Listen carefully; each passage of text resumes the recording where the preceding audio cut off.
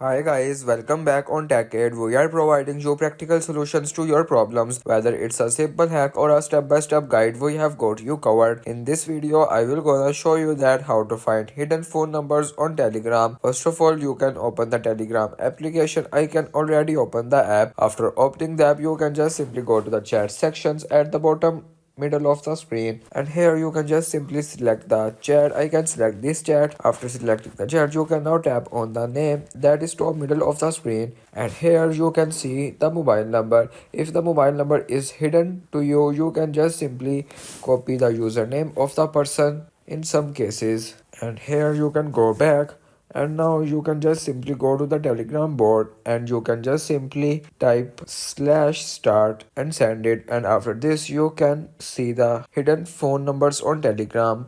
If you want to keep your online activity private and access to restricted contents like I do, trying using a VPN. It's secure, easy to use, and makes a browsing safer. The link to buy is in the description below. If this tutorial helped, don't forget to like the video and subscribe for more practical solutions. Got questions or need extra help, drop a comment below and we will be happy to assist. See you in the next one. Thanks for watching.